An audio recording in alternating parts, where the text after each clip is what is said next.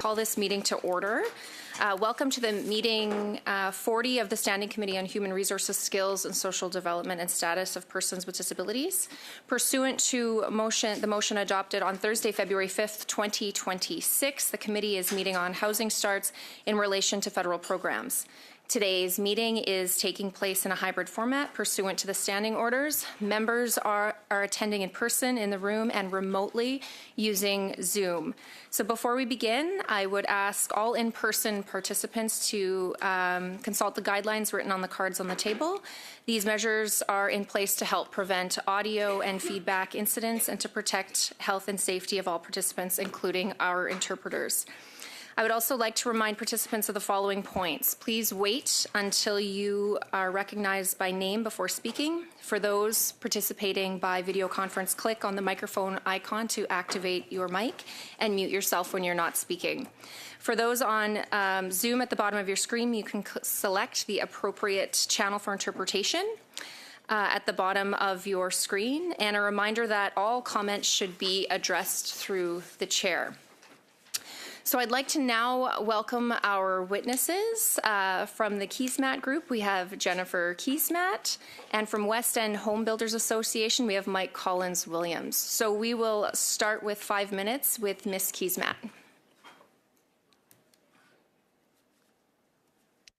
Good morning, Mr. Chair and members of the committee. Thank you for the opportunity to appear before you today. I'm the president and CEO of Collective Marquee, a housing developer in Toronto and a member of the National Housing Council. Last week, we celebrated the topping off of Cielo, a 34-story residential development that we are building in partnership with the United Church of Canada. The project includes the restoration of a National Historic Site and will deliver hundreds of homes in 2027. Looking out at the more than 200 people in hard hats and steel-toed boots, I was reminded of the single most important fact about housing delivery in Canada. Housing takes a long time to deliver. We acquired the site in 2018, sales in 2021. Excavation followed in 22 and 23. The building reached grade in 2025, and then it was recognized as a housing start. Residents will move in 2027. A decade from acquisition to occupancy, and that timeline's not unusual. Before a project becomes a housing start, it moves through land acquisition, financing, partnership formation, design, approval, sales and marketing, procurement, construction, and ultimately occupancy. Every stage requires capital, expertise, coordination, and confidence. Housing starts are important, but they capture only one moment in a much larger process. That observation is particularly relevant to this study. Housing starts do not begin when a shovel enters the ground. They begin years earlier with a decision to invest. And those investment decisions depend on confidence in the future. Housing developers already manage uncertainty that they cannot control: interest rates, labor markets, construction costs, and global supply chains. Government cannot control those things. What government can control is the policy environment in which housing is built. At a time when the industry is already navigating significant uncertainty, government should focus on minimizing uncertainty in the areas it does control. That means stable housing programs, clear policy direction, and alignment between immigration, infrastructure spending, and housing strategies. Because immigration is a primary driver of housing demand, Canada needs a long-term immigration strategy that is aligned with its housing supply objectives. It's difficult to plan housing supply when the future drivers of demand are uncertain. The same principle applies to federal housing programs. Projects take years to prepare. Too often, by the time a project is ready to access a program, funding has been exhausted, eligibility criteria has changed, or the federal program itself has been replaced. The industry can adapt to almost any program design. What it struggles with is continual change. We already have examples of programs that are working. You know them: ACLP, MLI Select. They are unlocking a new generation of housing supply. HAF is also having a meaningful impact. If this committee is examining housing starts in relation to federal programs, my message is straightforward. Federal programs are having a real impact. Many of the housing starts being counted today exist precisely because of those federal programs that supported those investment decisions that were made a very long time ago. But here's the rub. The challenge is that there is often a significant lag between policy intervention and housing starts and how they're measured. As a result, we can underestimate the effectiveness of programs that are already working and become too quick to replace them with something new. I was encouraged to hear greater clarity around the prospective roles of BCH and CMHC. Clarity matters when you're making an investment decision. Whether through CMHC, BCH, or other federal initiatives, the objective should be clear: complementary programs with measurable housing outcomes. We should be measuring homes delivered and housing starts enabled, not simply dollars spent or committed. Housing delivery requires long timelines, long-term capital, and long-term confidence. The most valuable contribution government can make is not constant reinvention, but certainty. Certainty around policy, certainty around financing tools, and certainty that successful programs will remain in place long enough and be measured in order to achieve their intended outcomes. We need to measure outcomes, scale what works instead of reinventing, and give the industry the confidence to build. The industry will build with that confidence. Thank you. I look forward to your questions. Thank you, Ms. Keesmaat, for your testimony. Next, we will head to West End Home Builders Associations with Mr. Collins-Williams. Thank you. Chair and members of the committee, thank you for the invitation to appear before you today. My name is Mike Collins-Williams, and I'm the Chief Executive Officer of the West End Home Builders Association. WHBA represents more than 300 companies involved in the residential construction, land development, and renovation industry in Hamilton, Burlington, and Grimsby. Our members build the homes, communities, and neighborhoods where Canadians live, work, raise families, and build their futures. I appreciate the opportunity to participate in your study examining housing starts in relation to federal programs. Today, I want to leave the committee with a simple message. If buyers cannot buy, builders cannot build. Over the past several years, governments across Canada have rightfully focused on increasing housing supply. Yet despite this attention, housing starts for ownership have declined significantly, while new home sales in many markets have fallen to historic lows. Housing starts are often discussed as a single number, but the composition of these starts matters. Purpose-built rental construction has increased, supported by important federal initiatives and financing programs. This additional rental supply is needed and welcomed. However, rental housing should not be replacing homeownership opportunities. Most Canadians still aspire to own a home. They want the stability, security, and wealth-building opportunities that homeownership provides. Yet for many young families, that dream continues to be further out of reach. The challenge is not a lack of builders willing to build. Our members have land, skilled workers, supply chains, and shovel-ready projects. The challenge is that the economics of housing no longer work. It is important to remember that housing starts do not occur in isolation. They are ultimately driven by consumer confidence and the ability of the families to purchase a home. Across Ontario and much of Canada, many prospective buyers have moved to the sidelines. High housing costs, taxation, mortgage qualification barriers, and economic uncertainty have reduced demand for new homes. When sales slow, housing starts inevitably follow. This is why policies that improve affordability and help qualified buyers re-enter the market are every bit as important as policies that support housing production itself. Development charges, taxes, government fees, approval delays, financing costs, long-term labor shortage, and escalating construction costs have combined to create a situation where many projects simply do not proceed. Too often, housing policy discussions focus exclusively on unit targets. Housing is also an economic development strategy. Every new home built supports construction workers, tradespeople, planners, manufacturers, suppliers, and local businesses throughout the supply chain. When housing starts to decline, the impacts ripple throughout the economy. Increasing housing starts is not only about creating homes. It's about protecting jobs and strengthening local communities. In Ontario, taxes, fees, and charges imposed by governments can account for approximately 25 to 30% of the cost of a new home. At the same time, approval timelines continue to grow longer. In Hamilton, for example, a recent national benchmarking study ranked the city dead last among major Canadian municipalities for development approval timelines. Every month a delay adds costs and ultimately results in fewer homes being built. When housing construction slows, the consequences extend far beyond the housing sector itself. Construction workers lose jobs, manufacturers receive fewer orders, municipalities collect less revenue, economic growth slows. In Ontario alone, industry forecasts have warned that tens of thousands of residential construction jobs are at risk if market conditions do not improve. That's why recent federal actions are encouraging. Measures to reduce the tax burden on new housing, support infrastructure investment, and expand construction financing represent important steps in the right direction. These policies recognize a simple reality.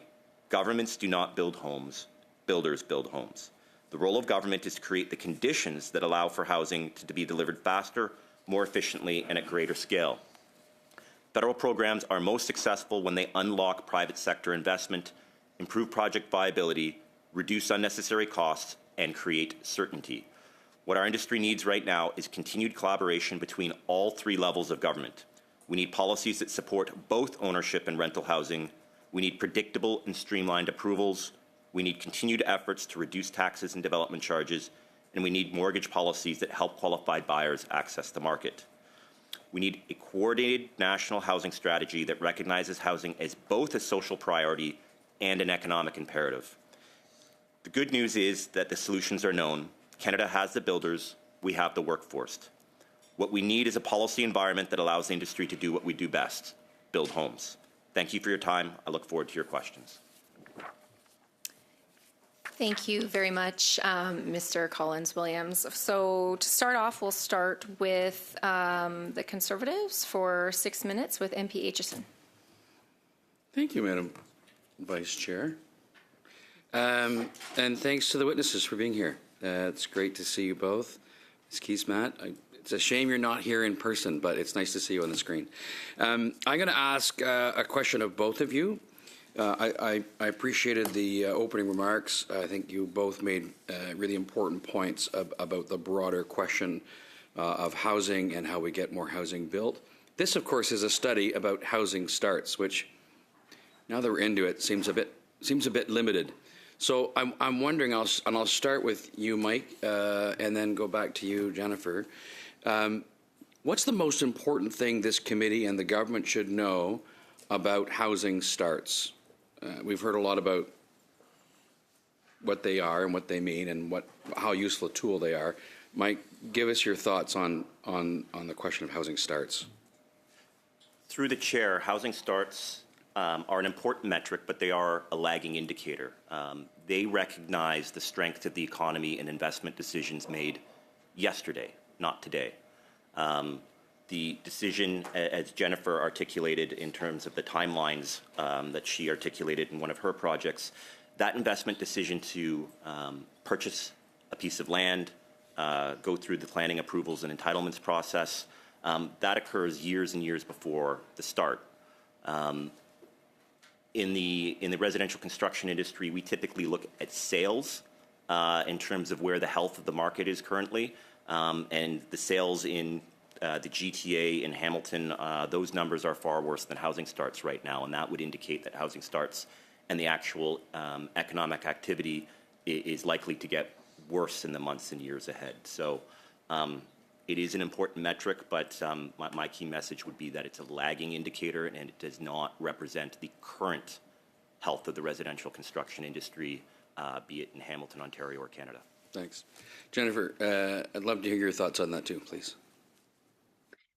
Through the Madam Chair, I agree with the comments that Mike has made, and essentially the challenge I believe we have right now is that we don't have a good way of understanding what's happening in the housing market and the role that federal programs are actually playing in delivering housing. We don't track this very well. I will give you an example.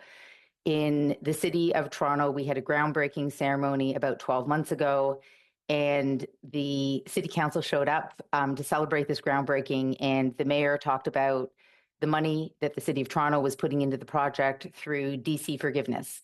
But in fact, that DC forgiveness money was coming from the Housing Accelerator Fund program. And that link between that program and the fact that, and the DCs were the tipping point between the viability of the project and the project not being viable. So the link between the housing start and that federal program and the role the federal program played was not made on the ground, and I don't think was picked up in any way, and I don't think it has been tracked in any way, the relationship between that funding and that program. Of course, now we are in a different landscape around DCs in Ontario, but that link wasn't made. And if we don't understand what's happening on the ground and where housing starts are being driven, there's a risk that we won't have the kinds of programs in place, or we'll get rid of the programs that are actually driving housing outcomes. The second key point is that the investment decisions are not made at the moment when we count the housing start. To the point that Mike made, the example that I gave, the investment decision was made 5 years earlier.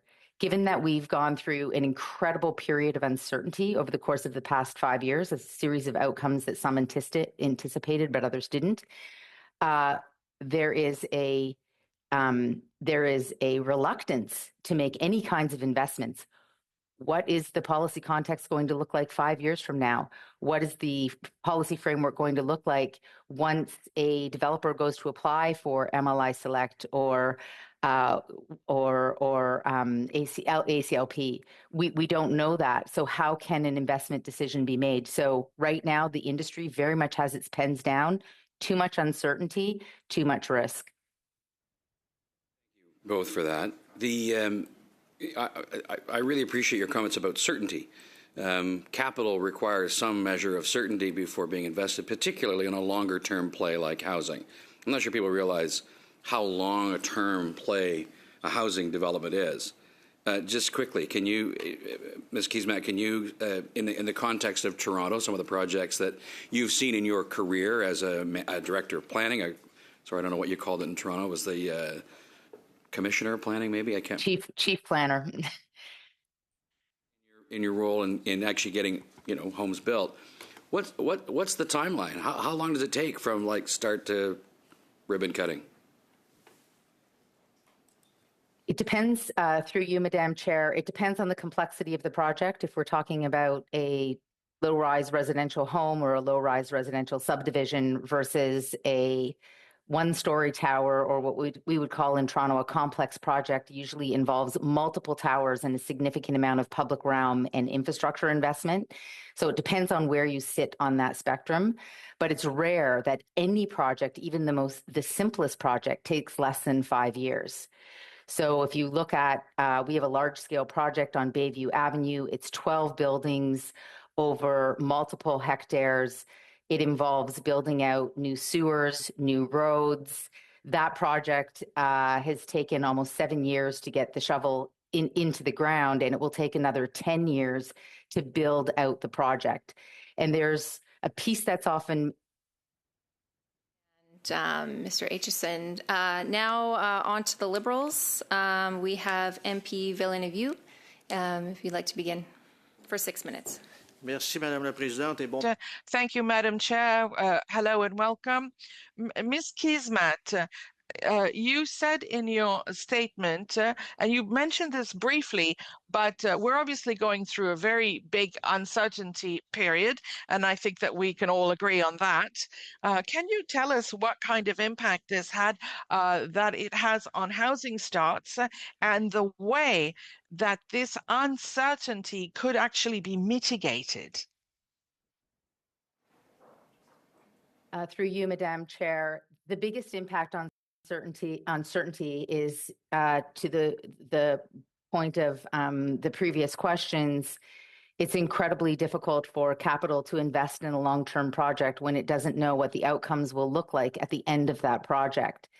So the biggest risk right now is that capital sees the instability and is unprepared to back housing projects and to invest in housing projects. That is the biggest risk right now. That can be mitigated through one of the highest costs, other than soft and hard costs on any project, is actually government costs at all levels of government. Development charges have been talked about at length at this committee, but as an example, the costs and uncertainty in the regulatory process, but also associated with government fees, are something that could be addressed through the government.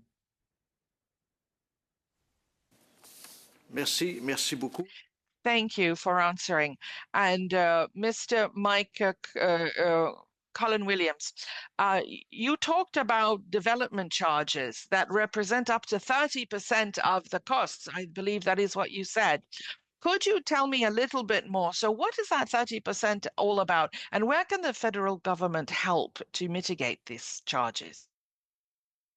Chair, thank you for your question. The 25 to 30% would be encompassing all taxes, charges, and fees. So that would include items like the land transfer tax, the GST in Ontario and other provinces. Some other provinces, the provincial component of the HST, and development charges are often the largest components of that stack of government-imposed charges. In Hamilton, where I'm from, the development charge on a single detached home is just over $100,000. There are a number of municipalities in the GTA where it approaches $200,000 a door. These are significant charges, and they've increased significantly over the last couple of decades. In Hamilton, they're up 87% since 2021. And they were increased by just over 30% a couple years ago, just through one review of the background study. So we know that infrastructure needs to get built. Development charges are a component of that. I've been doing this for 25 years, and I often hear that growth needs to pay for growth. And I'm appearing before you as an expert witness, and I can tell you I have no idea what growth pays for growth means anymore. The definition in 2005 versus 2015 versus 2025, the definition and the different components that go into development charges have changed significantly over the last couple of decades. And unfortunately, what we're including in development charges, at least in Ontario today, includes a variety of items that benefit the entire broader community rather than having that direct nexus between the new housing development and the infrastructure required.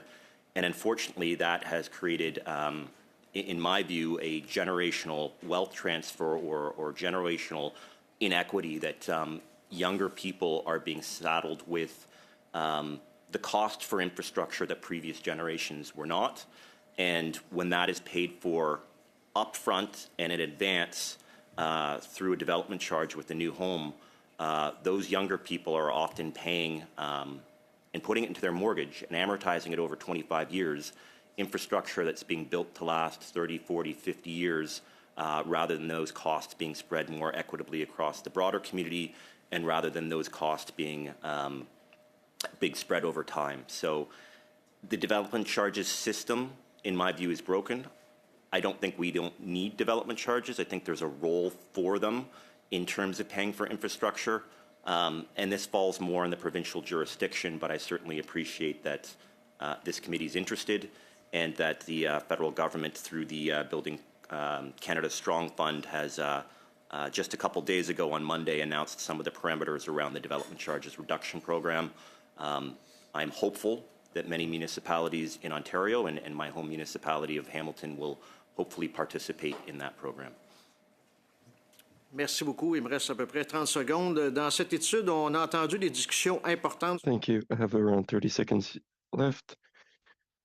In the report, we read that housing starts are measured differently in Canada compared to other countries, and this affects housing policy.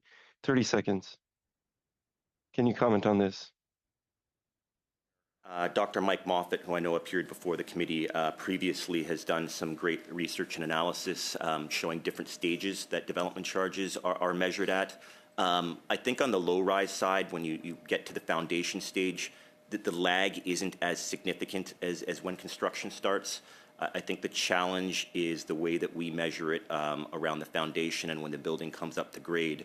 When you're building those much larger buildings, whether it's downtown Vancouver, downtown Toronto, to an extent in downtown Hamilton, you break ground. It takes potentially a year to dig down 4 or 5 stories to do that excavation for the underground parking, and in some cases another year to come back up to grade. So as I previously mentioned, it's a lagging indicator as it relates to the investment decision around a sale, but it's even a lagging indicator in and of itself as to Merci beaucoup. Thank you very much. Maintenant, Madame Larouche pour... Thank you very much. Ms. LaRouche for 6 minutes. Thank you very much, Madam Chair. Thank you to the witnesses, Mr. Colin Williams and our other witness to whom I will ask questions. Thank you for your presence this morning. Clearly, we observe an increasingly apparent reality. We talked about a study on homelessness in Laval earlier, about the challenges facing young families wanting to buy their first home. So this question of housing starts goes to the heart of an essential need for every household, that is to say, having somewhere to live. I'll ask questions to you first, Ms. Kismat. Thank you for being here. We see that for many years, Ottawa has been announcing new housing programs. However, housing starts are much too low. You've talked about it, but I would like to give you the opportunity to talk more about it. Is the problem a lack of money, or rather the complexity of federal programs? I heard your answer earlier, but I want to give you the opportunity to say more. Through the Madam Chair, relevant to this question are the answers that Mike provided related to development charges. There's at different stages in the process, there are different pressures on a development project. As an example, at the outset of a project, when making an investment decision, I would argue that one of the biggest risk factors actually relates to immigration policy. If immigration is going to continue apace or immigration is going to stop, that is going to have an impact on demand, and an impact on demand is going to have an impact on price. And one of the biggest issues that developers find today is that it costs more to build a new home than you can sell that home for. So there's an issue around pricing. There's uncertainties, of course, that are not controlled, like global wars and tariffs. And we've been impacted by tariffs on things like purchasing windows. In the project that I mentioned at the outset, Cielo has been impacted. So there's a whole variety of different factors. And one of the biggest levers at the municipal level, there's two, is development charges. To Mike's comments, development charges, I would argue, have lost their useful purpose. They have been used as a way to replace a larger strategy for investment in infrastructure. So when we take an immigration strategy is a federal initiative and a federal responsibility, thinking about how we develop and build infrastructure across this country. That's something that I would also argue is a federal municipality. And in the absence of having funding, municipalities have leaned too deeply and too heavily on development charges to the extent that they've added really outrageous costs, almost to the point of absurdity in delivering new housing. So that's another factor that drives up the cost to build. So I think those are two really critical factors. The housing programs created at the federal level, ACLP, MLI Select, housing programs, and when we talk about the not-for-profit sector for a moment, programs also to incentivize transitional housing and not-for-profit housing need stability, because also, and often the timelines are longer for not-for-profit projects, if the program isn't going to be in place at the time of construction, at the time of drawing on a construction loan, that means the project can't advance. So there are quite a few shovel-ready projects in the not-for-profit sector as well that are caught in the instability and the changes in federal programs. Hopefully, BCH is going to play a really critical role in changing that, and we're on the cusp of change. But I think those are some of the key factors. Merci beaucoup. Vous avez acheté des éléments très intéressants. Thank you very much. You brought up some very interesting elements. The impact of tariffs, this is very relevant. You've talked about federal responsibilities as far as housing is concerned, but there are things that are relevant to Quebec and the provinces. Many municipalities affirm that federal programs are top-heavy and slow down projects. Would it not be more efficient to transfer funds to Quebec and other provinces for them to administer them according to their needs, since they are more aware of their needs as far as housing starts and housing are concerned? Through you, Madam Chair, one of the challenges I think we face nationally is that different provinces play very different roles in housing delivery. In British Columbia, for example, BC Housing plays a really critical role in housing delivery. We have nothing that is equivalent in Ontario. In Quebec, housing is delivered, again, in a fundamentally different way. This is one of the reasons why devolving to the provinces carte blanche is challenging, because in some instances there isn't the infrastructure at the provincial level to play a role in precipitating housing starts in a really substantive way. I would argue for a differentiated approach based on the capacity of each province to participate in driving housing starts. Merci beaucoup. Et vous avez parlé aussi des responsabilités, M. Kesmat, en moins. Thank you very much. And you talked about responsibilities. Ms. Kiesmat, what can you add to this question?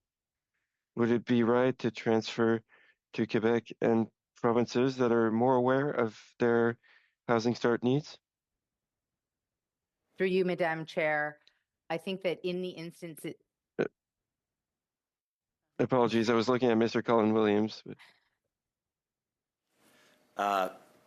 Through the chair, I couldn't agree more actually with the previous speaker, what Jennifer Kiesmat had to say, that with respect to the differentiation between the different provinces, we don't actually have a national housing market. And in some ways, I don't even think we have provincial housing markets. We have a series of regional housing markets based on sort of almost the large census metropolitan areas.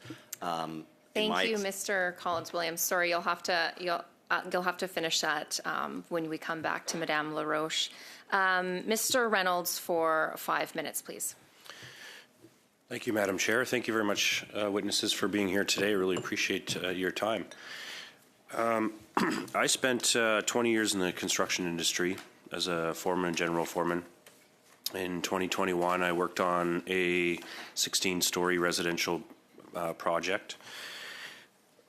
Madam Kiesmat, you were talking about at what point a project is measured as a start.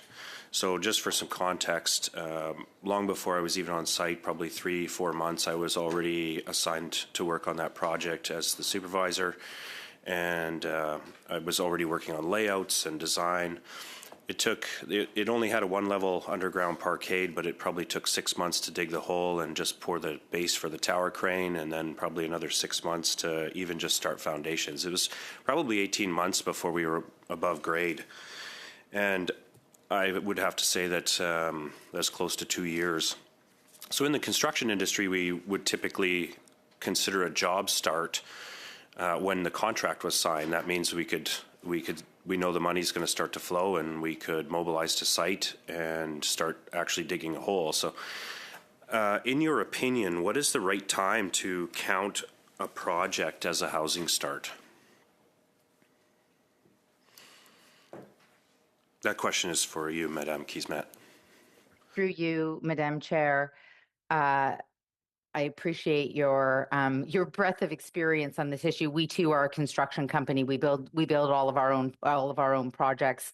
I would argue that we should be counting based on the outcome that we want to measure. What's the objective of what we're trying to understand? And at different points in the process, we get different information.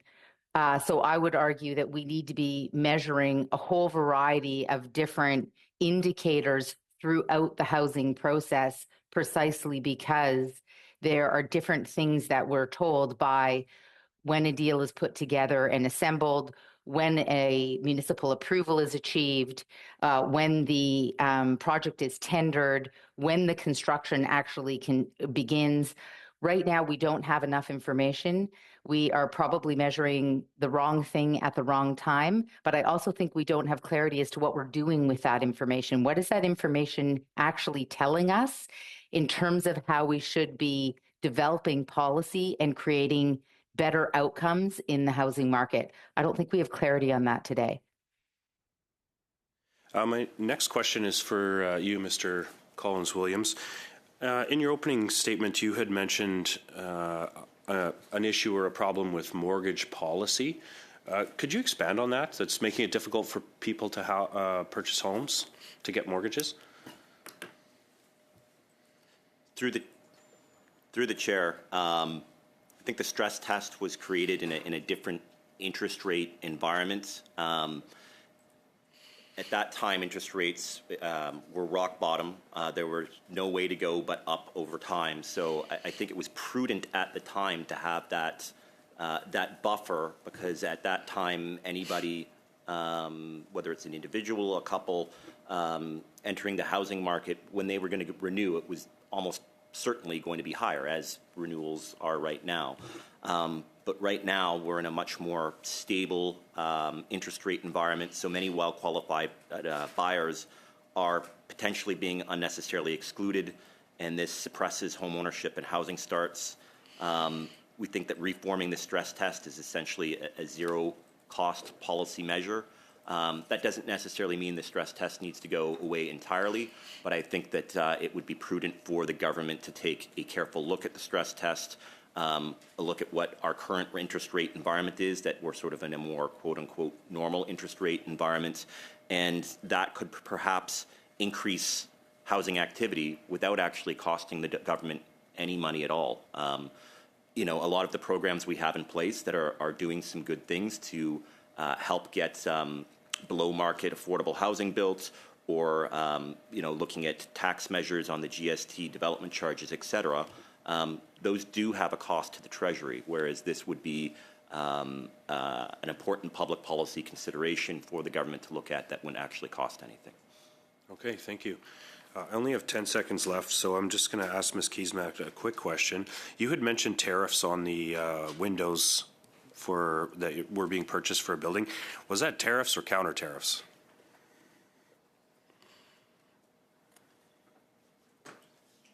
You're on mute, Ms. Keesmaat. I believe they were counter tariffs. Thank you very much, MP Reynolds. Now we will go to MP Joseph for 5 minutes. Merci, Madame la Présidente. For 5 minutes. Thank you, Madam Chair, and thank you to the witnesses for their time. We know that time management is very important for us also. Through you, I will address Ms. Keesmaat. I think I pronounced your name correctly. If not, apologies.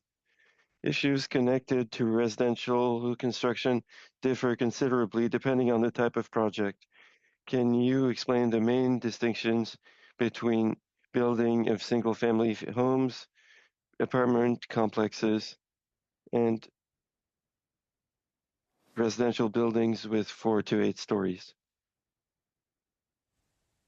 Through you, Madam Chair, at our company, we do not build single-family homes, so I do not have an expertise in that area, but we do build small mid-rise buildings from 6 stories. Our tallest building under construction today is 40 stories, so we build everything in between.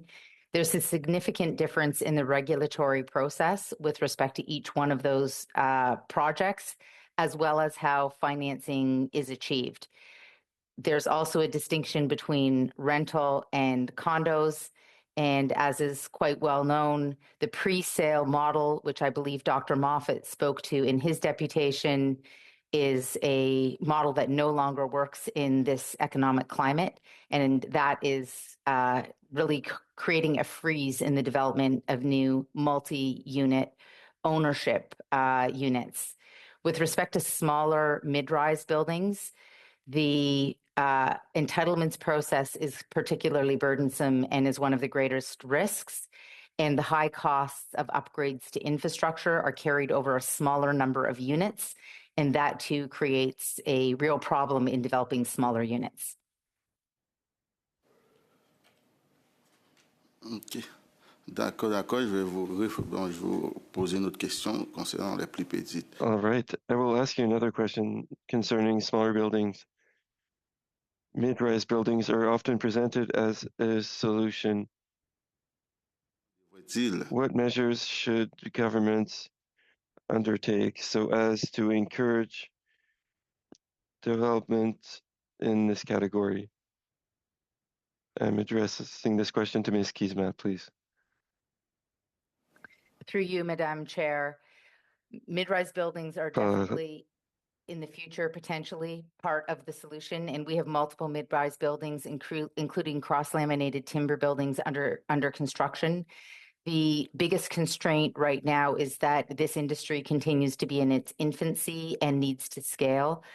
I believe that the role that Build Canada Homes is playing in advancing modern methods of construction, and particularly playing a role in creating a broader pipeline on publicly owned lands for modern methods of construction, is going to potentially play a really significant role in driving the opportunity for mid-rise buildings anywhere between 6 and 12 stories in the industry.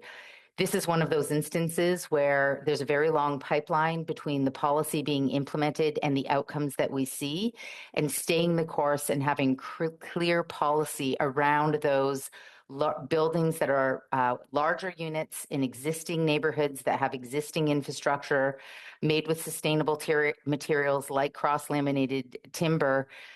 Staying the course and getting through the startup phase of incubating that industry is going to be really critical to a longer term driver in creating new housing supply across the country. Merci, Madame la Présidente, par votre entremise. Madam Chair, through you, I will ask a question to Mr. Collins. Many solutions are proposed, notably use of public land and prefabricated construction. What role can these two approaches play to meet current challenges in terms of housing, in terms of cost and delays? Through the chair, utilizing government-owned land is, I think, a significant opportunity across the country. One of the largest cost components for a new home housing project, and it depends where it is. Urban lands are often more expensive than suburban or rural lands, but the land component is a significant cost component, and this is where we see opportunities for partnerships. The private sector has significant expertise and experience, and if there are opportunities to partner with government, be it local municipalities, the provinces, or the federal government in utilizing those public lands, that would be a significant way to bring costs down. And whether it's partnering. Thank you very much, Mr. Collins-Williams and MP Joseph. Now on to Madame LaRouche for 2.5 minutes. Thank you very much, Madam Chair. Thank you, Mrs. Keesmaat, for your participation in this study. I would like to start with you, Mr. Collins. Everybody has talked about the difficult realities in which we are to be able to accede to property. There are federal programs that are in favor, of course, of promoting rental units, rental property. What can families do? What kind of measures could we carry out to be able to have access to such properties? Clarify access to. Bon, pour clarifier, vous voulez dire l'accès, pardon. Vous voulez. Ça peut être en fait avoir acheté la première. Well, I mean access. I mean buying your first home. It could also mean whatever measures there are to help people in something to allow properties to be bought by families, or just being able just to house themselves, period, depending on their will and their needs.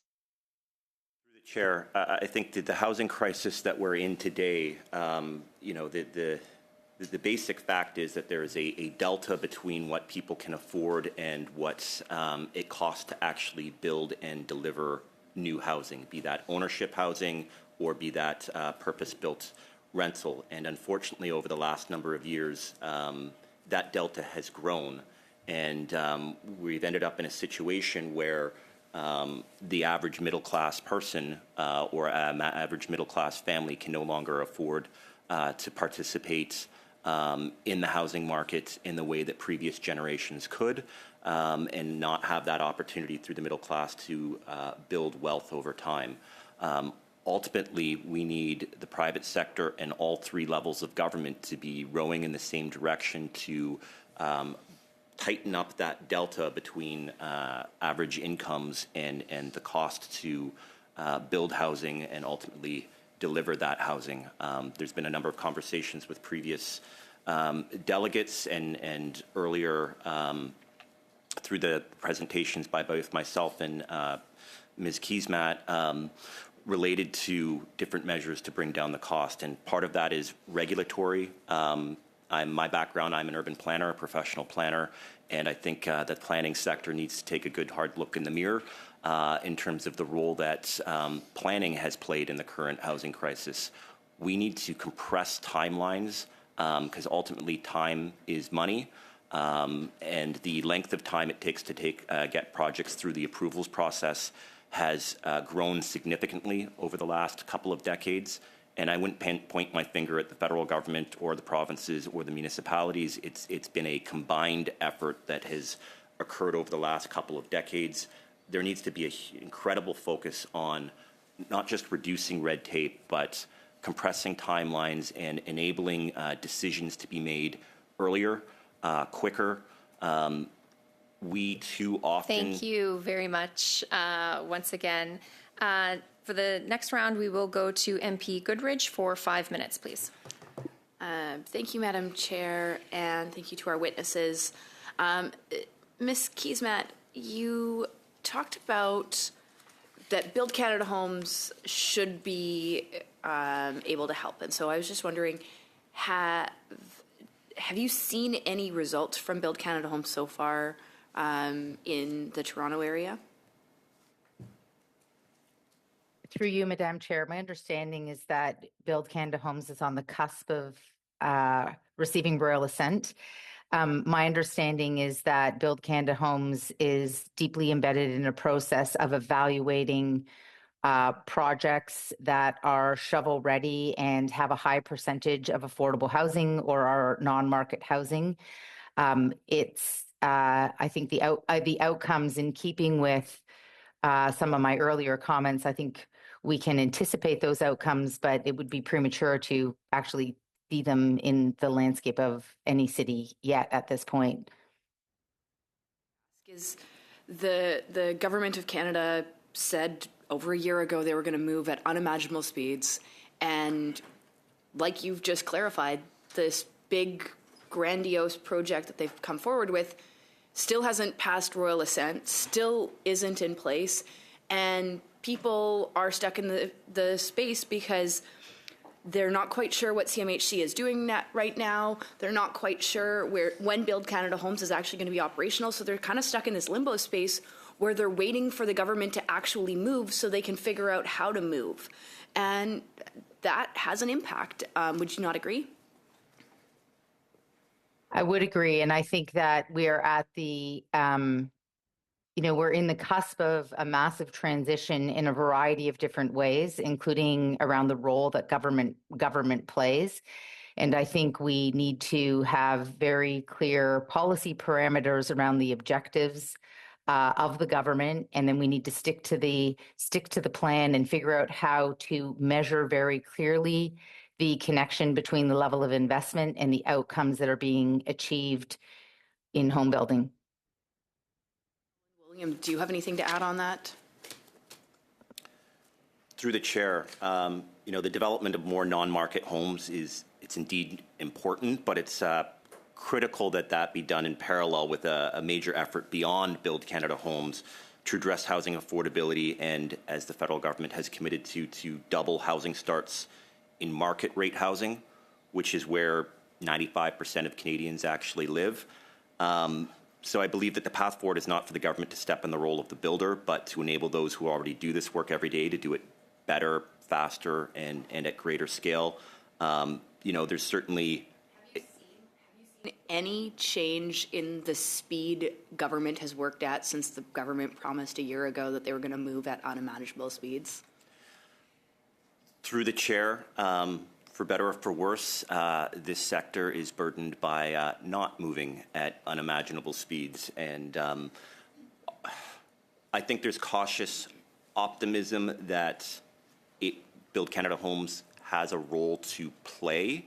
And again, as I said, approximately 95% of Canadians do live in market housing, so it is not going to be a panacea, no matter how successful it is. I do know that a number of our members in the private sector have engaged with Build Canada Homes on potential projects, and I'm hopeful in the months ahead that there are some positive announcements for projects to move forward. But again, Build Canada Homes cannot become the sole focus of federal policy. Thank you. I really appreciate that. So one of the interesting pieces, I'm from Fort McMurray, and Fort McMurray for years was booming and houses were being built every single day. And we've seen very little housing built for the last decade, partly in relationship to the fact that the federal government said that we should transition away from all oil and gas. But that had a real impact on not just our community, but on the entire space of home building. And so now we're sitting in a space where we don't have a lot of those skilled trades. What is the impact of government making policy decisions and losing those skilled trades from different regions? Mr. Collins-Williams?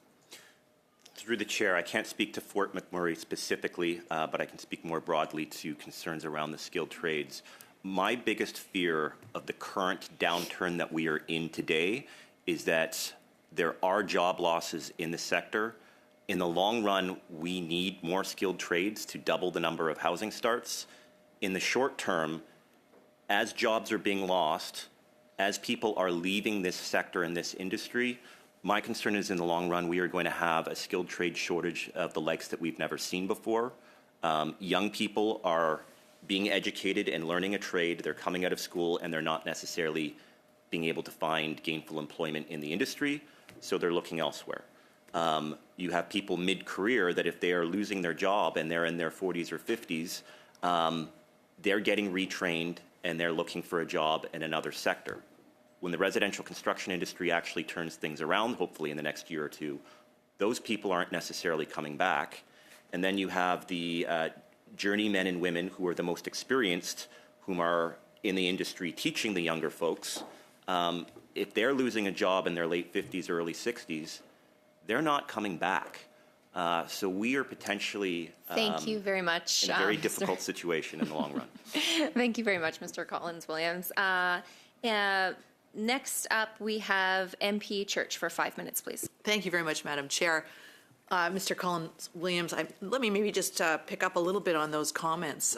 As you're aware, I think in the spring economic update, the government has actually just announced a major transformation of the way that we do skills, trades, training, recruitment, retention in the country, with an effort to recruit, train, and hire up to 100,000 skilled trades workers over the next 5 years. Because I think we agree with you that there's definitely a workforce need, and if we're going to achieve the kind of, building objectives that we have set out, both in housing and more broadly, we absolutely need those skilled trade workers.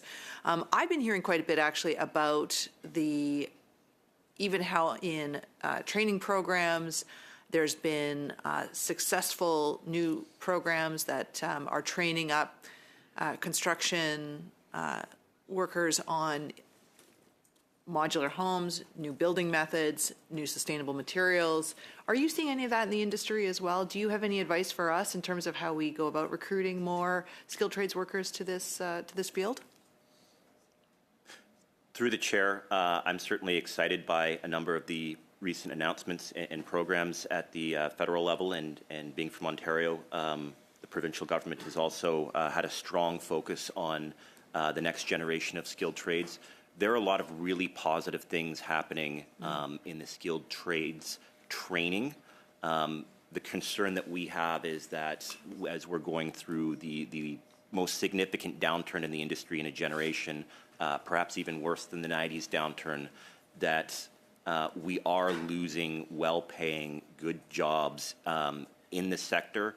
And if this persists over the long term, no matter what the government's doing in terms of training, if the jobs aren't available in that short to medium term period, that we may have young folks, well-trained young folks, leaving the industry and potentially not coming back. Thanks very much. Thank you. Ms. Keesmaat, first of all, delighted to see you here, a fellow resident of Toronto St. Paul's. Thank you for. You talked a little bit about the impact that the Housing Accelerator Fund and ACLP and MLI Select are having on the industry. Can you talk a little bit more, just given your lengthy experience, what you've seen as maybe the change in the federal approach to housing in the last number of years, and the expansion, the development of some of these programs, which are moving the federal government back into the housing space? Have you seen a change? Through you, Madam Chair, and in my response, I can connect this to your previous question as well.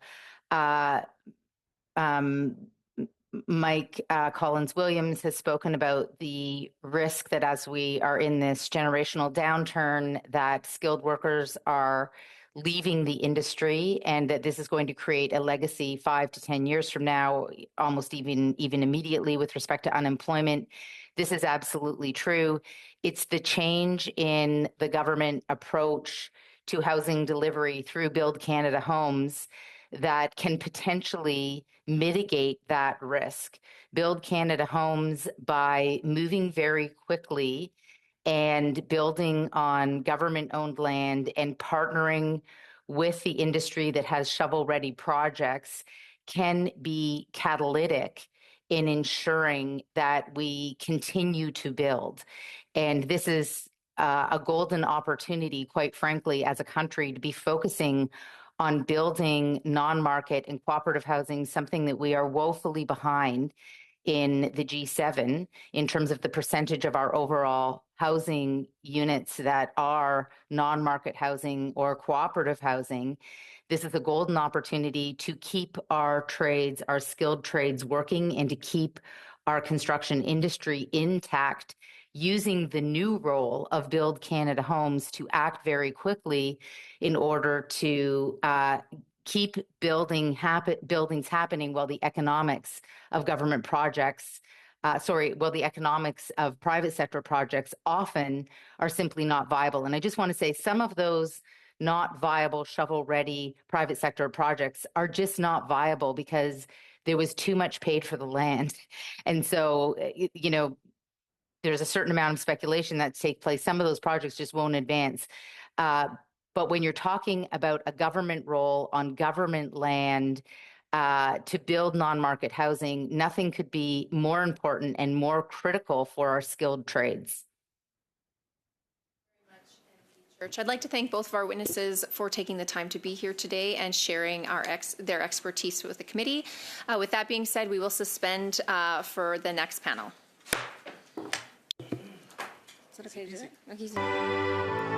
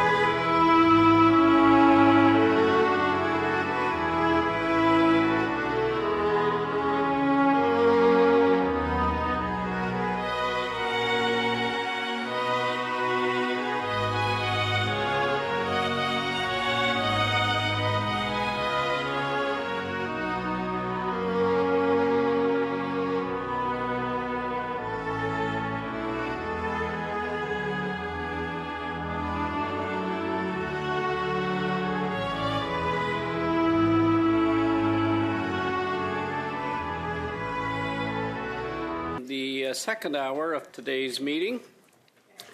Again, for the benefit of the witnesses appearing on this hour, a couple of points. You have the option to participate in today's meeting in the official language of your choice. Please click on the globe icon at the bottom of your surface. Choose the language that you wish to participate in. If there is an interruption in translation, get my attention. We'll suspend while it is corrected. As well, please direct all questions and comments through I, the chair, and wait until I recognize you. I would like to welcome witness. We have one that did not meet the sound test, will be scheduled later, but with us this morning. From the Association des Professionnels de la Construction et de l'Habitation du Québec, Isabelle Demers, Vice President, Strategic Development, David Goulet, Economic Director. From Residential Construction Council of Ontario, Richard Lyle, President, and whoever is going to please give the opening comments from l'Association des Professionnels. You have 5 minutes, 5 minutes. Thank you very much. I think this is my cue, so thank you. Madame la Présidente, Mesdames et Messieurs membres. Madam Chair, ladies and gentlemen, members of the committee, I'm very happy to be here today to talk about this issue that affects millions of Canadians, the housing crisis. I'm Isabelle Demers, Vice President of Strategic Development for the APCHQ, the Association of Professionals in Construction and Housing Quebec, and I'm with David Goulet, Economic Director.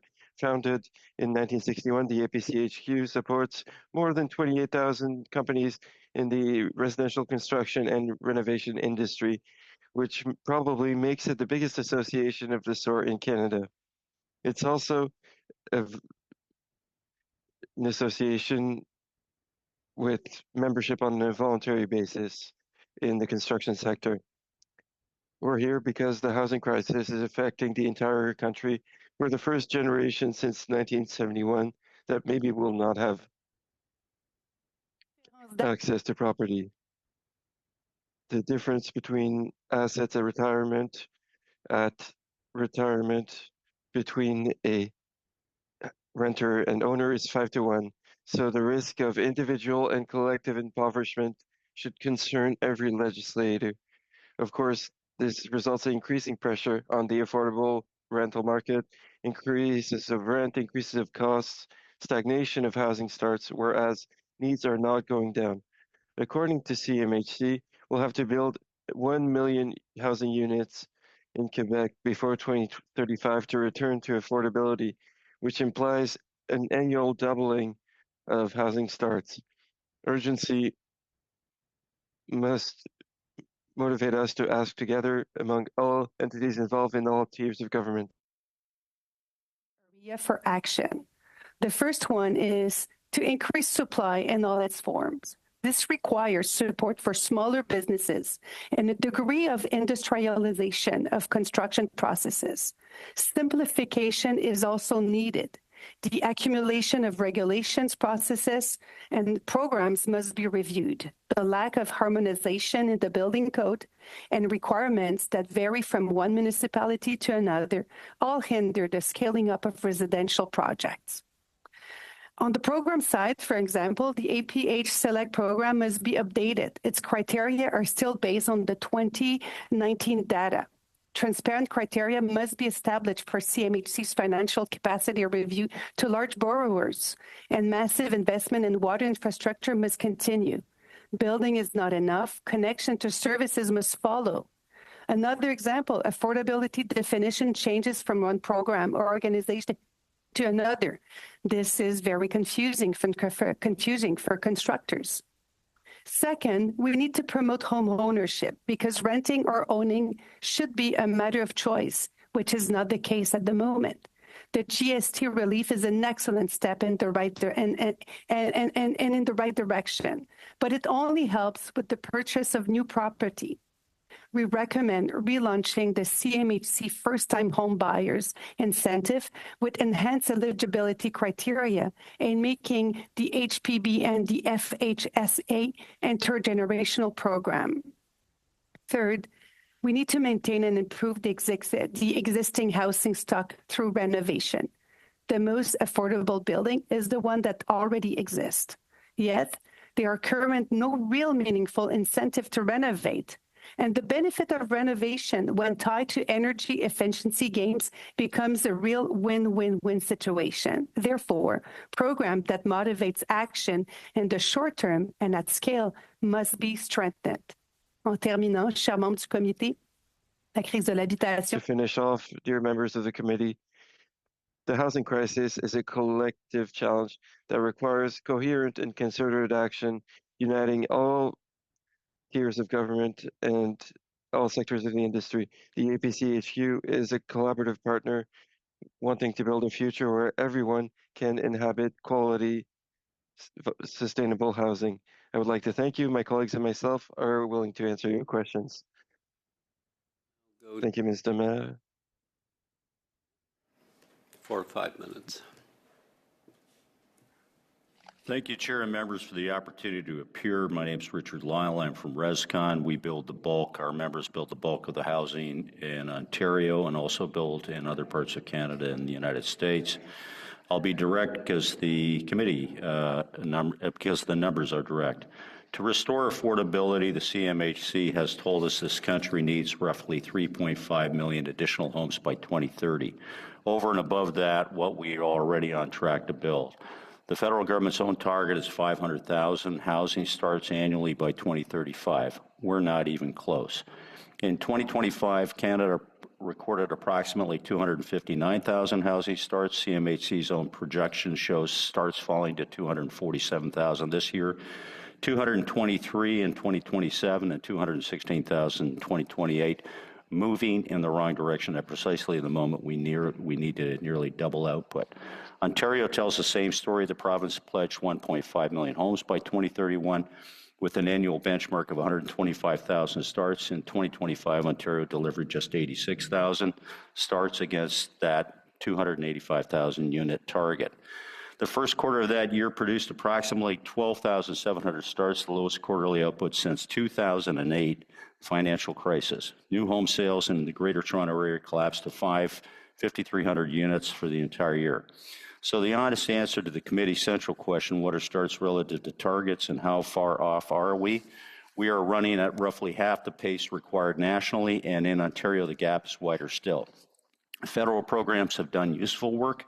The Housing Accelerator Fund has supported municipal zoning reform and contributed to more than 330,000 building permits in participating communities. The Apartment Construction Loan Program has committed over $29 billion and supported 74,000 purpose-built rental units. The GST rebate on new rentals has improved project economics at the margin. But permits are not starts, and starts are not completions. A permit issued in a market where projects do not pencil out becomes a file in a drawer, not a home for a family. The core problem is the federal programs are often operating in isolation from provincial and municipal cost structures that actually determine whether a shovel goes in the ground. A typical new home in the Greater Toronto Area carries roughly $200,000 in government-imposed taxes, fees, and development charges, a number that has roughly doubled over the past decade. No federal incentive program at current scale offsets that. I would respectfully offer the committee 4 areas where federal action in alignment with provinces and municipalities would actually move starts. First, tie the federal infrastructure and housing transfers to development charge reform. The new Canada and Ontario Development Charge Reduction Program announced this week is a constructive step. It needs to become a template, not the exception. Second, make the HST removal on new housing largely permanent. Tax policy is the fastest federal lever available. Third, modernize how we measure and approve. CMHC should track excavations as the United States and Australia do, so we have a real-time indicator rather than waiting for foundations to meet grade. And the federal government should accelerate digital permitting initiatives like, for example, One Ontario, a single interoperable e-permitting standard that would compress timelines by months. Fourth, Canada Built Homes needs measurable accountability, a defined annual contribution to starts, published KPIs, and a clear reporting to this committee. Without that, it risks becoming another announcement rather than another 100,000 homes. And modern methods of construction aren't anything new. That's a separate topic. Federal money is necessary, but federal money alone will not build homes. What will build homes is federal, provincial, municipal alignment on costs and approvals and on taxes and accountability. Ontario builders are ready to deliver. The capacity exists. The demand exists. What we need is a policy environment and implementation in which projects can move forward from permit to start completion, and that requires every order of government pulling in the same direction. I look forward to your questions. Thank you. We'll begin the first.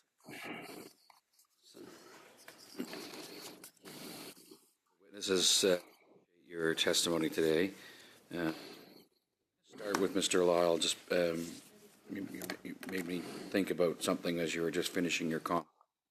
Race through, by the way, I would point out, you had a lot to share. Sorry. You talked a lot about the importance of federal, provincial, and municipal governments all being in alignment, and that the federal government really should be using its fiscal leverage to ensure that we're reducing process times and fees and charges and basically the burden of government on the construction of new homes, which I am in complete agreement with. I'm wondering if you can speak though to the scale of the problem. I mean, and I think it's safe to say we all agree that housing starts is an important tool, but it's not the only tool, the only indicator. It's far more complex than that. But the accumulation of delay, charges, fees. Can you speak a bit to after the Second World War, we built very fast, and the federal government was a key player. They got the job done in 10 years. We solved the housing crisis, and yet it seems to me that now it's getting worse. Can you speak to the accumulation, delay, and fees? Absolutely, and it's a great question. You know, the thing that happened, and it's a little I don't want to say insidious because that speaks of malintent, but what happened, no one was really paying attention to the overall picture, the overall housing environment, and looking at the connections with healthcare and education and early childhood development and things like that as it affects. Housing is a fundamental need like food and security. It's different in economic terms. It's not a want. It is a want for some people, but the big problem is that the process became more complex. Regulations grew. No one was looking at how everything came together. You had different levels of government in our wonderfully decentralized country, so most decentralized in the developed world, and multiple agencies, government bodies. We counted 45 government entities that are involved in the approvals process, and it became a mess. And of course, buildings became more complex. We're building greener. We're trying to reduce carbon and things like that as best we can. We're doing a pretty good job on that, I would say. But it was just that no one was at the helm. It was like you had a boat without a bridge. So you get into a couple of very interesting topics there about clearly it's not just one particular level of government that has accumulated the process. Obviously, a lot of the the efficiency requirements and stuff that has been more of a federal push, and much of that has been good. I'm sure some of it has not been good. But in terms of that stuff, how much can you speak to how much some of these suggested changes to code at the federal level have added to the cost of a home? Well, at the federal level, code is not the provincial code, of course, in Ontario. It is in certain other jurisdictions. So it's not necessarily that it's the alignment that's the problem. And at the provincial level, which picks up part of the federal code, and then it developed its own provisions and so on, They became, that building code became a lot thicker and thicker. And then we had duplication on a massive scale. We've got architects and engineers that are trained and certified to do the work they do. And yet, we have another group that's redoing their work in effect. Well, we didn't need that. Now that's being changed in Ontario.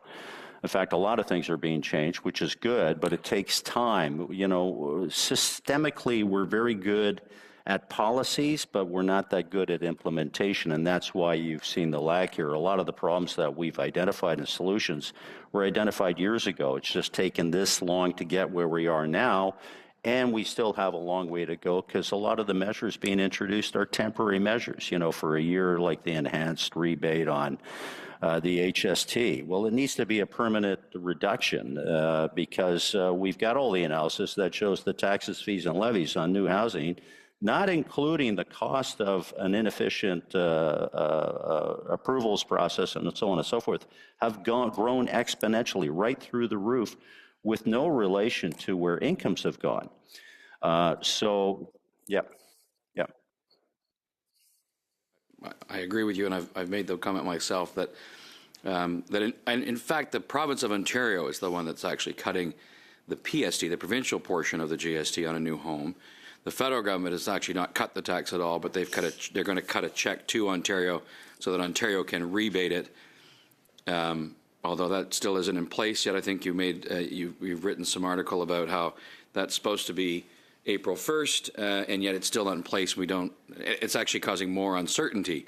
And this is part of the challenge that there's a lot of announcements, and then when it comes to the delivery and it comes to the results, we're waiting and waiting and waiting. Yes. Yeah. Like, for example, the rebates were announced over a year ago. We're still lacking some regulations. In Ontario, we still don't have the Ontario regulatory part of the first-time homebuyer rebate. The enhanced rebate, you're exactly as you say. It's the federal government has said, look, we've got $870 million for Ontario, $1.7 billion total, but that's the budget. Just send us a bill, cut your stuff, and let's get it done. That actually kind of makes sense. At the provincial level, we've got a lot of reforms in place. There are things that take months and years now that can be done in weeks, days and weeks. In fact, Jeff Bezos said the other day that you should be able to get a building permit in 10 seconds. Actually, technically it's possible because there's all kinds of prop tech and contact reforms that are available, and other jurisdictions are way ahead of us on this stuff. So, yeah, thank you. Monsieur Villeneuve pour 6 minutes. No, Mr. Villeneuve for 6 minutes. Thank you, Mr. Chair. Thank you to the witnesses. First, I will ask a question to Ms. Demers or Mr. Goulet. You can choose which of the two will answer the question. I was listening to you from the outset, Ms. Demers. I have 5 grandchildren who are on the cusp of buying their first homes. So I am myself concerned by the ongoing challenges we face.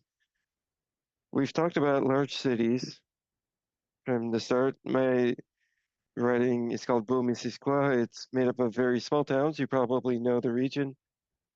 And our government is conscious and is putting into place historic investments for housing. I would like to hear you explain what role you see for public lands and prefabricated housing as solutions to the housing crisis in Canada, and how can these solutions alter the rhythm and construction of new housing?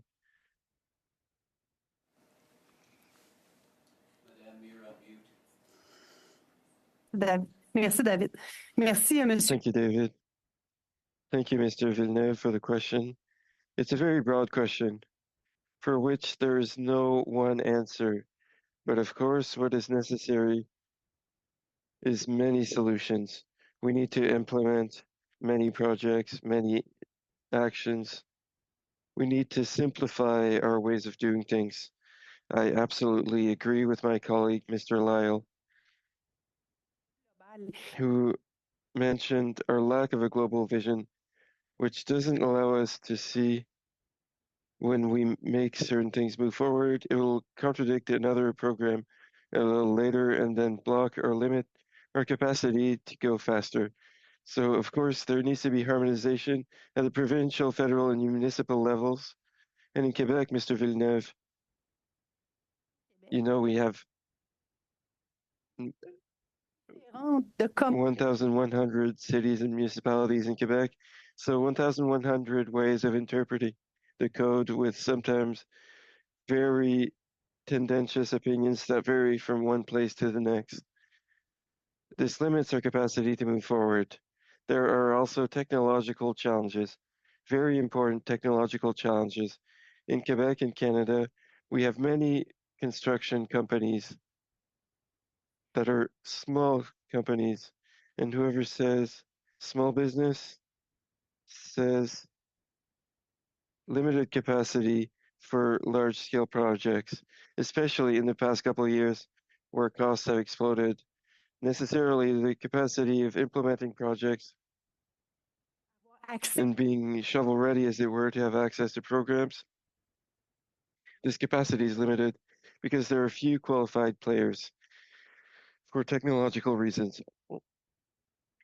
And of course, prefab, to come back to another of your elements, is assuredly one potential way forward to accelerate, but this requires certain important conditions, one of which is predictability.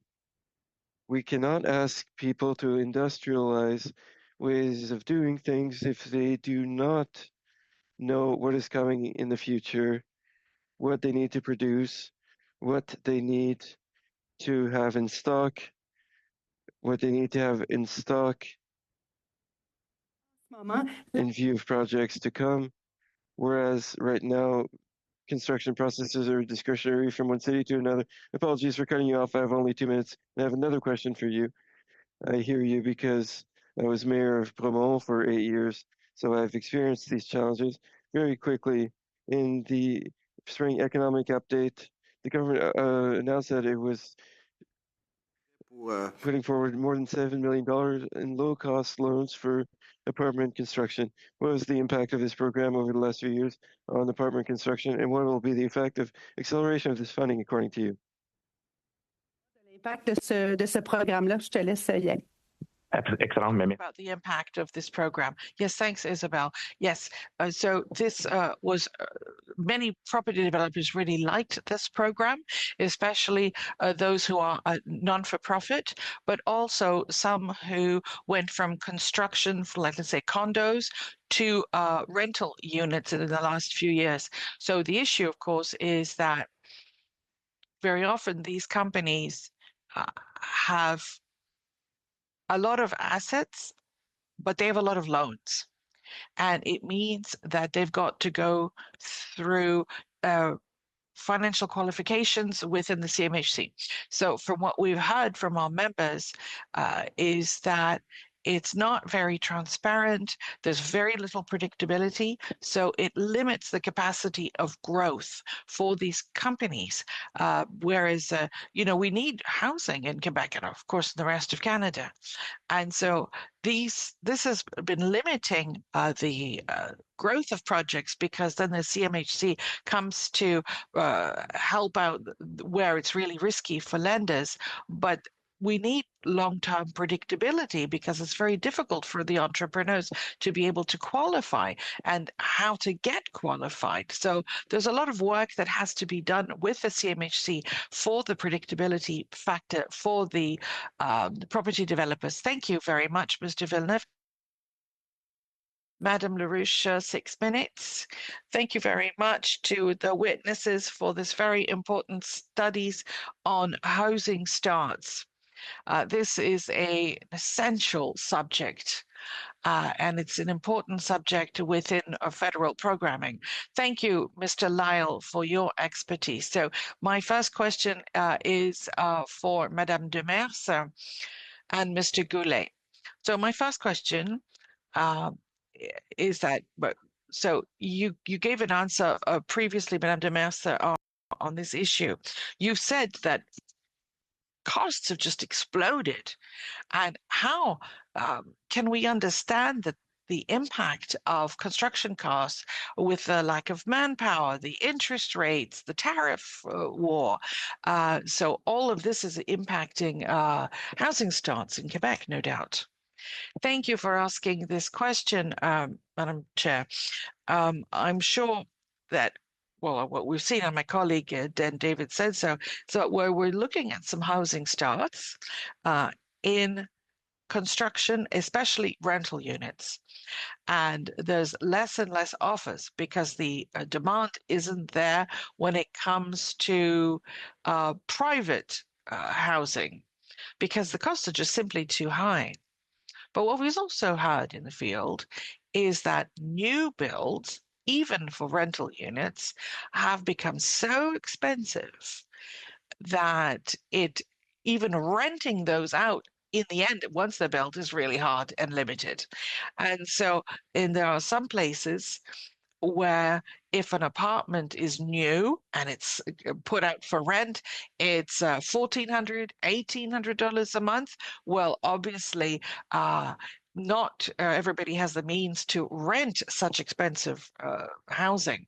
So that really makes the pressures for making more affordable or subsidized housing. So we find ourselves, and this worries us as well, and maybe we don't talk about this enough. What we're looking at here is what is going on with Quebecers and Canadians who cannot necessarily be qualified for affordable or subsidized housing. They don't meet the criteria, but they need them. And they have families and children, and they need a certain number of bedrooms, for instance. And historically, they might have been able to buy houses or rent houses. And now they find themselves with an offer that is very limited because new stuff is out of bounds for them financially, and they don't necessarily want to rent or they can't rent. So this, of course, is very worrisome. And maybe David could talk about this in the analysis that we carried out in my association. But what we're seeing is that there's the pressure is very, very hard, very strong, and we need more subsidized and affordable housing. But at the same time, the other kinds of housing are too expensive, and it's just too costly to respond to the need. David, perhaps you have something else to add.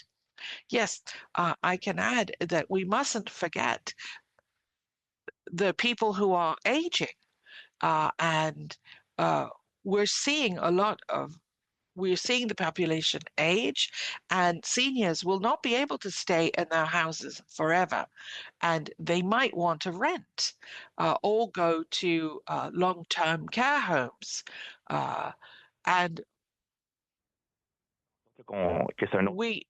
this is another issue that we have to forecast. Access to ownership, of course, is important, but we also know that there's going to be that other crisis with aging. Yes, what you're saying is so important because numbers are showing us that seniors are losing their homes and cannot find new ones. And some of them are getting evicted because they can no longer afford their rent. This is very worrisome. Madame Demers, you said in your speech that there are issues when it comes to what do we mean? What is the definition of affordability? What is affordable? We talk about social housing, community housing, because the word affordable can mean a lot of things. Maybe you'd like to talk about this. And you also talked about 1 minute for both questions, but when it was the 5-for-1 assets for retirement, can you give us details? Yes, for the first point, as to the definition of what affordable means, there's a general CMHC and Stats Canada definition of affordable, but then there's another one with the SHQ in Quebec, which uses other measures and other definitions. And because we're not using the same definition to mean the same thing, then a person who might qualify one might not in the other. And then so to adjust, to projects, and so you might be qualified here but not there, but it needs to be harmonized. So that is one very visible example that we have in the lack of harmonization that exists between the different levels of government. So that's for your first question. As for the second one, what was your other question? About retirement. Yes, the 5-to-1 retirement. So what we've seen is we've seen that our economic structure is that your assets are done through acquisition of housing for most people in Canada. So we might be able to, multiply your money in the stock exchange if you're renting, but for most Canadians, this is impossible, which means that when you retire, you are much poorer than when you started off. Thank you very much, Mrs. Laroche. Madam Spot, 5 minutes. Sharing their expertise, their testimony today. From the duration of the study, something that I'm learning and understanding about this is that this seems to be a very compounded, complex issue that didn't just start, yesterday. This is over the years, and even generations. To say with the testimony we've already heard today. So, Mr. Lyle, I'd like to actually start with you, just to piggyback off of something you said to my colleague during his round. You had said that this process has become more complex. So I'm just wondering how and what needs to be done to simplify this process in order to get, housing started and finished. So we need to streamline the system. Compared to other advanced jurisdictions, we have 2 to 3 times as many bodies, government bodies, agencies, whatever, involved in the approvals process. It's completely unnecessary. And what happened over time was you had this sort of layering with no one really paying attention to the overall impact on the ratio of housing costs to incomes. And if you look at that ratio, it's gotten way out of whack. And in fact, I would argue that, we have an inflation target with the Bank of Canada. We should have a housing affordability target. And by the way, CMHC's had a longstanding definition of affordability that still applies today. But we should have a housing affordability target where that ratio of housing cost to income shouldn't exceed a certain level. And of course, we blew way past that in less than a generation. So this is one of the crazy things that's happening right now, and I'll just say it very quickly. The young people today, young millennials, Gen Z, are not experiencing what their parents experienced, and that's happened in less than a generation. For example, the city of Toronto, over the last 20-odd years, increased their development charges, what they call a development charge, it's really a consumer tax, 5,000%. And how is that rational in any way whatsoever? Crazy. I will note I was actually, so my riding is rural. I'm kind of on the cusp of northern Saskatchewan. I border Alberta. And I was at a small town graduation a couple weeks ago. And in the valedictorian speech, he actually made a joke that our graduation class won't be able to afford a house till we're 50. And I just thought that is so sad.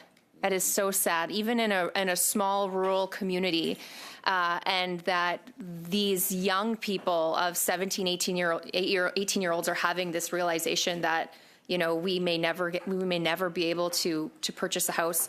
I do want to ask you as well, you also said earlier today that we're good at policy and not so great at implementation. So what do we have to do to become better? Is this just cut red tape? Is it downsize bureaucracy? What do we need to do to actually be action, move into action and get stuff done? Yeah, sure. You got to cut the taxes, fees, and levies, cut the red tape, and do things faster. This is, you mentioned complex. I think my fellow panelists understand this too. It's become a very complex environment. All those things need to be done.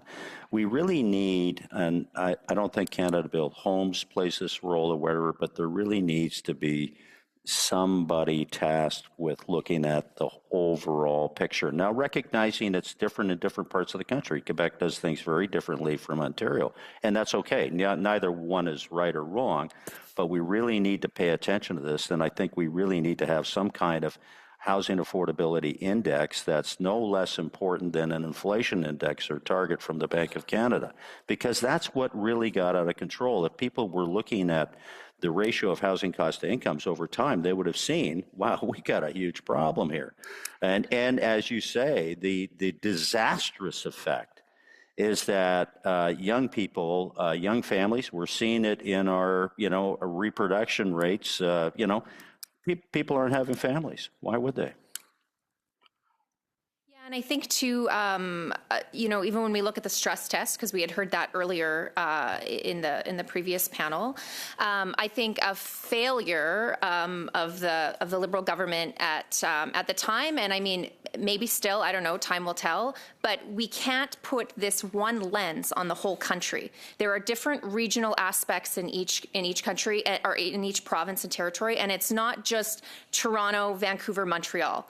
There are other places in this country that, when something's implemented by the federal government, can have adverse negative effects on the market that they might be trying to help. Thank you. Thank you, Ms. Falk. You may want to comment on that. Another question. We'll now move to Ms. Harrison for 5 minutes. Thank you, Mr. Chair. And actually, to follow up with my colleague, Ms. Falk's comments about the different needs of housing across the country, I'd like to Mr. Lyle, how do the costs of home building differ for rural and remote communities, and how should federal policy and programming account for this? That's a really good question. It's a relative basis, and it depends on incomes too. For example, if you go to Alberta where they don't have a provincial sales tax of 8%, Ontario did. Why? I mean, if you compare Alberta and Ontario right now, you'll look at average incomes are a little higher in Alberta. Per capita GDP is a little higher. Then you get to housing, and for a single family home, in Alberta, you're looking at $550,000, in Ontario, $850,000. So, explain that away. And when you look at the differences there, it's that their system, they're much more efficient, they produce more, their taxes, fees, and levies are lower, and so on. All of these things come into play. So, we've got to do things better, and we have to implement. We're good. I think what happened too was that all these targets were set and then they weren't being met. And so now there's a rush to make, hey, look, it's welcome. We'll take what we can get, the DC move, the HST move, that kind of thing. That's great, but they're Band-Aids right now. They're not permanent solutions. We need to sort of, like when you talk about growth-related infrastructure for housing, that needs to be managed properly where all three levels of government have a fair and reasonable share in what that looks like. And that burden should not be, as has happened, certainly in Ontario, put on the backs of new renters and new buyers, because it's just killed them. That factory-built housing could help with the cost of building in rural. So, well, yes. I mean, there is absolutely, because if you look at the history, modern methods of construction are nothing new in Canada, and we've got some very good success stories here. We know that it just doesn't really work within our environment, other than for years we've had things like modular units that have been produced for rural environments, because sometimes in rural environments, especially up in the north, you don't have the trades and the construction companies that can actually do this work. So it's, I'm not saying in all cases, but, this is where modular and panelized housing come into play. Now, if you look at the Canadian context, it's about 2 to 6% of the market across Canada. At best case scenario, we might get that up to 10%. So that's not your solution to your housing crisis. The big problem we have is that it's all the mess we've created on doing the way we've done things before. But modern methods, like there's a company in Quebec that I visited, Bonneville, fantastic. produce a beautiful product, apartments. They've been doing it for 70 years. So that's a rebranding. That's kind of a bit of a marketing gimmick. The reasons why we haven't advanced that further are much more complex, and talk about that some other time, but doesn't mean to say there aren't opportunities. I've been to Japan. I was in Germany twice last year, in Switzerland and Austria, looking at their off-site facilities, manufacturing equipment, and so on. And once you really get into it, you understand what our limitations are there. But it's not the answer. It's a direction we have to go in, for sure. But that's going to take a long time. You have to build factories. How long does that take? And you have to have the investment for that, and then you have to have the market for the product that comes out of it. And the only companies that are successful there are really ones that build for their own use primarily, and then sell to others. And we've had massive failures there, like Katerra in the U.S. $2.5 billion went up in smoke because there was no market for these beautiful factories that were built to produce this housing. Thank you very much. In the spring economic update, 1.9 million for, among other things, updates to national model codes and regulatory streamlining. And you just mentioned set targets, but we don't really track how that is, like, are we hitting like the performance indicators of the targets we're setting? Do you believe modernization of collecting and tracking and sharing housing data of the Canadian? Yes. So when you have an announcement like the one we had, the first thing you really need to do is to model what you think the impact is going to be. And that modeling is largely absent from what we do. And we do have sophisticated modeling that can do that. And then with respect to the targets, you actually have to have a plan to get there. We set these targets without any real plans, without a measurable prospect of actually hitting them, which in business, you'd be out of business pretty fast if you did that.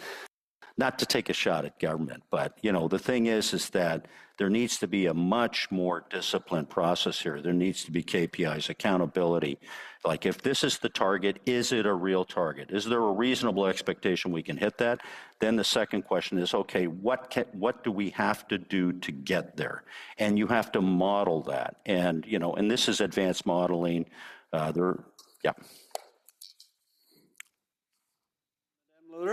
Madame Larouche, pour 2 minutes 30. For 2 minutes. Monsieur Lyell, d'avoir soulevé la... Thank you, Mr. Lyle, for having brought up the question of prefab homes. In Sainte-Anne-de-la-Rochelle, my riding of Shefford, there is a company that builds such homes. It's promising. Concerning specifically Quebec, I will ask a question to Ms. Demers and Mr. Goulet. Many witnesses are talking about how it's not the same thing in Quebec versus Ontario versus Alberta, for example. So what are the specific obstacles for Quebec developers when they try to have access to federal programs? I would like to hear your observations on this. Thank you, Ms. Larouche. David, I don't know if you agree, but the issue is not really access to federal programs. Actually, many developers say that if federal programs were not present, it would have been much more difficult for them. These federal programs have certainly been an important lever of development for many, many builders in Quebec. So that angle is not really an issue. But other issues, for example, Mr. Lyle mentioned this.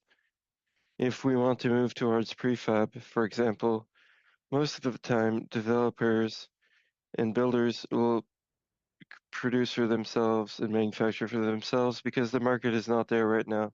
So predictability, the possibility of scaling up, that's not yet present. That's one of the challenges. The question of supply, we talked about the example of modular homes, but when we're talking about prefab, we're not talking necessarily about homes as such.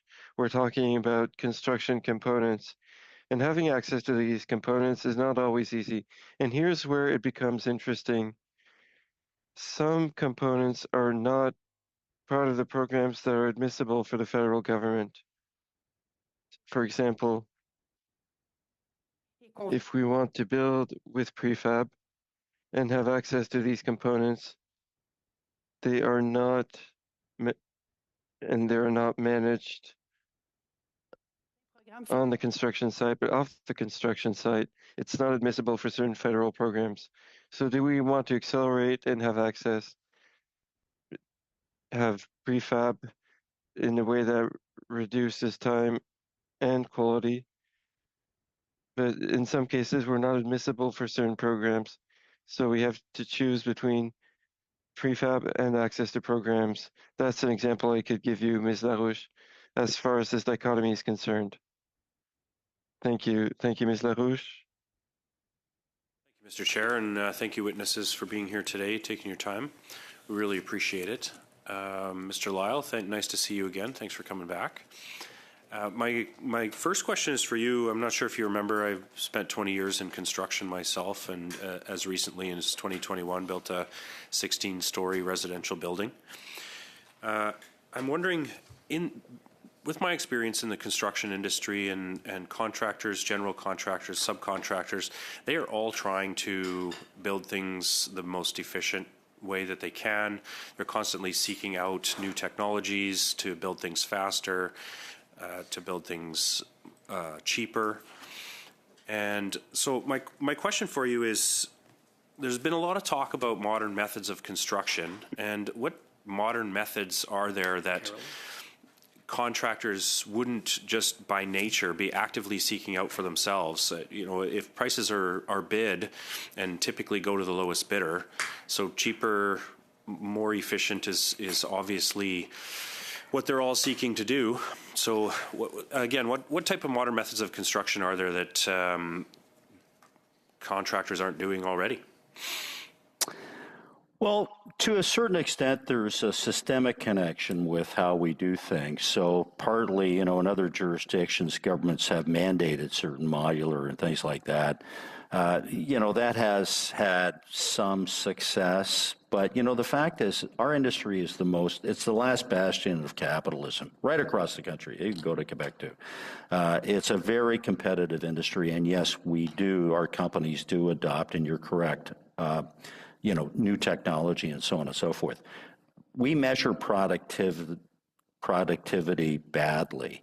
And what's not, and I've talked to the CMHC about this, but they don't know how to really get at this question, which is, how do you measure the fact that systemically we got more gummed up, more regulation, more inefficiency? So if you're measuring something, say, for example, on a per unit produced, but it takes 3 times longer to produce that unit now, and the costs have gone right through the roof, guess what's going to happen to your productivity numbers? They're going to look terrible. And I'm not saying that we have it right. I think there's huge opportunities here, like in prop tech and AI and so on, to accelerate and streamline the approvals process that creates transparency and accountability. And of course, transparency is risk abatement. What's risk abatement good for? Investment. So if you can actually, at the beginning of a project, know exactly how long it's going to take to get something approved and get it built, it makes it a lot easier to raise money to do that. If you're in an environment where it's uncertain, or you got to play all kinds of games and there's all kinds of site plan approvals problems and things like that, guess what?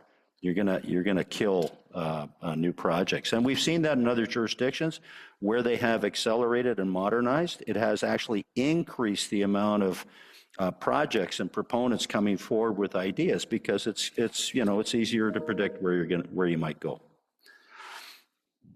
My next question, there's been a lot of talk about building code, and obviously not compromising safety ever. And building code changing rapidly and regularly. So my question is, in your experience, have you seen building code that's been added that was costly? Because obviously the end user is going to pay for it. That's been costly. So maybe ideological or not? 100%. I think I'll be blunt here. I think the National Building Code process it got hijacked, and I think they started to pursue a whole bunch of things. Some of these net zero targets that weren't really understood based on, building science that wasn't subject, or call it building science, I don't know what you call it sometimes, that wasn't subject to cost-benefit analysis. And I, for one, was in favor of the harmonization of building codes across Canada. But because of that, we went to the Ontario government and said, look, what they're doing nationally is just jacking up the cost so much that people can't afford it. And there was no sense of priority here. Like, for example, what is the most, and there's some great research that's being done connecting social housing and well-being and so on and so forth. Like, what is the priority here? Is housing the number one priority or not? Or is it some kind of esoteric, ill-defined sort of effort by a national code or a municipality declaring a climate change emergency and then introducing their own standards for things? That's being tampered down now in Ontario. So, we've got to be really careful with that, but we have to set our priorities. Is it more important to have some pure version of net zero, or is it more important to house a family in a decent, modern home built according to our current standards, which are very good? You're not going to save on your own, the climate, right? What's more important here? Because when you look at the consequences of inadequate housing, people have got to go somewhere. So they go into substandard occupancies that are inefficient, they're unhealthy, kids don't learn well, people get sick more, that puts a burden on the healthcare system. That's all measured, but it's not taken into consideration on these things. So I think I'm in favor of harmonization ultimately, but I don't like what's happened at the federal level. And Madame Desroches, pour conclure, 5 Ms. LaRouche, to conclude, 5 minutes. Thank you, Mr. Chairman. Thank you to the witnesses for being here this morning. I think we've had many conversations in the past. It's good to continue them in the committee underway. Development charges, and I hear you about the uncertainty, but I'm sure that my colleague, just like us, are very keen to work swiftly to pass Bill C-26 so that money can flow to provinces and to support the HST rebate and other measures that are going to accelerate housing solutions. Écoutez, je suis vraiment contente qu'on ait l'occasion ce matin de... I'm very happy that we are here this morning to discuss issues with the building code and harmonization, because I'm really hearing the frustrations concerning regulatory processes for all tiers of government. My question for the two of you, Ms. Demers and Mr. Lyle. We're talking about reducing, you're saying reduce bureaucracy. It's a very broad term. What does it mean concretely? Do you have concrete recommendations to facilitate harmonization of codes while respecting the jurisdiction of different tiers of government? First. Second, we talked about codes, but there is inspection, interpretation, the role of compliance. What role does that play beyond what is written in the code as such? And according to you, in your experience, Mr. Lyle in Ontario, perhaps, Ms. Demers in Quebec, is there a political will? What are the obstacles? I think the federal government was very clear. They sent very clear signals saying they want things to move forward. They want things to change. We set up Build Canada Homes, indeed, to accelerate these processes. So I think the question for you, 1 minute and a half each, maybe starting with you, Mr. Lyle. Sure. I mean, one thing I'd say, and it's a very difficult challenge for the federal government because they don't control a number of the factors here. For example, Ontario has its own building code, Planning Act, Development Charges Act, and so on and so forth. They're Ontario statutes, so it's really the Ontario government that needs to get involved. You know, as you mentioned, the DC announcement is great, but that's dependent on municipalities getting involved. What if they don't? How long is that going to take? How long are these deals going to take to get sorted out? And this is where, you know, at a provincial level, for example, in Ontario, sometimes the province has got to step in and say to the municipalities, you're going to do this, because those municipalities are creatures of the province. Politically, that's very difficult, and I understand that. Bill 98 just got royal assent the other day in Ontario. It's very good. It's significant reforms to planning, zoning, the rights of professionals and recognizing those rights and site plan approvals. So there are things that are happening there at the provincial level that are very positive. But the big challenge here is we need to be a little more nimble. We need to measure things better, and we need to set real targets with a plan and hit them. And that's a technocratic challenge that I think we're getting there. It's still taking too long, especially if you look at, I mean, just that incredible disconnect between the targets that were set by the federal and provincial governments and where we're at now in my opening statement, and has been pointed out by my panelists too, my fellow panelists. You know, we're not hitting those targets. In fact, we're going in the opposite direction. That's a fire alarm that gets set off in my mind. Merci, Madame Desrochers. Alors, Ms. Demers, thank you, Ms. Desrochers. We have the same challenges in Quebec. So I won't repeat what my colleague said, but perhaps add one element, the notion of zero risk. Right now, we're in a context where we add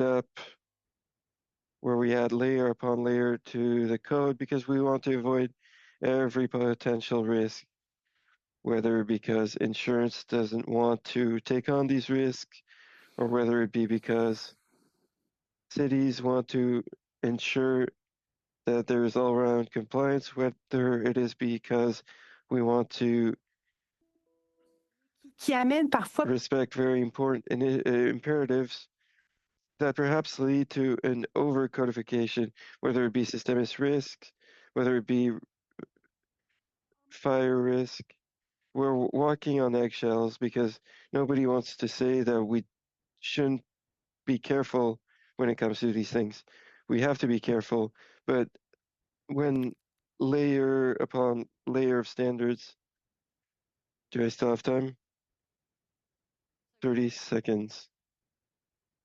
Est-ce qu'il y a des façons justement de peut-être... Are there ways to Right, so indeed de-risk everything, but is it possible? Do you think it's possible, knowing what you know about provincial... It is absolutely possible, but it is also a technocratic issue. But it is absolutely possible. When you look at, you know, what is the overall objective? Is it to build a housing? And if it's to build housing and to reconvert some already built building. Merci, Madame. Merci, Madame. Thank you. Thank you. Merci. Thank you, Ms. Desrochers. Thank you to the witnesses. Before we leave, all committee members received two budgets that we have to approve. One was $21,950 for the homelessness study, and the other was $1,000 cover the main estimates. Do I have agreement to approve those two budgets? I have agreement with that. Thank you. Thank you to Ms. Falk for chairing the first hour of today's meeting very competently. As well, to confirm, the next meeting will be Monday at the same time. So with that, committee members, thank you for today. Is it the will of the committee to adjourn? I said complimentary. You said competently. Yes, you're right. Adjourn.